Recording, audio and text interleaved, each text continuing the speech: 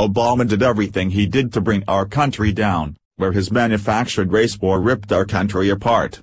Now race relations across America are at an all-time low, where white cops are constantly being massacred in the name of black justice, and Trump supporters are viciously attacked for their political opinions. Obama worked tirelessly to legitimize Black Lives Matter as a civil rights group, even inviting them to the White House just days after they massacred 5 Dallas cops. But now Obama's racism has just backfired in a huge way, that's left his very own daughter completely humiliated. After 2 terms of dividing this country along racial lines, Obama probably never imagined that one day his own daughter would be dating a white guy, after a picture of Malia went viral several weeks ago. But the greater irony is that the very same people Obama bred his racism into would then viciously turn on his daughter, as Malia was savagely attacked by Black Lives Matter activists shortly after kissing her white boyfriend on Yale's campus, where she's being called the N-word and being dubbed as a traitor to her race.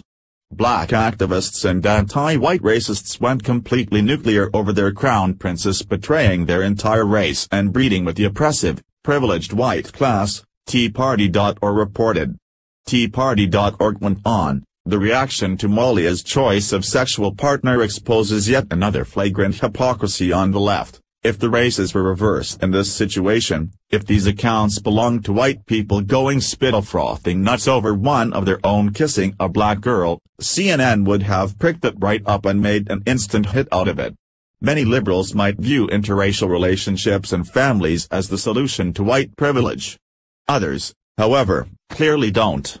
It's disgusting that these black activists are proudly using racial slurs and calling for the oppression of someone who doesn't fit in with their in-group preferences.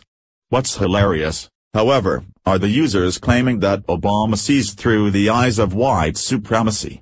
The president who constantly championed diversity and implemented affirmative action. Indeed, he must clearly believe white people are racially superior. Left-wingers have a lot of explaining to do after this. The problem here clearly isn't white people's antagonism towards other races. Black activists here are even more hateful than the whites whose race they're constantly deconstructing, both intellectually and physically. Barack Obama himself is mixed race. How could he or anyone on the left possibly excuse this racist behavior from people who claim to support him? Probably because they don't actually care about diversity, or people's choices. They just don't like white people.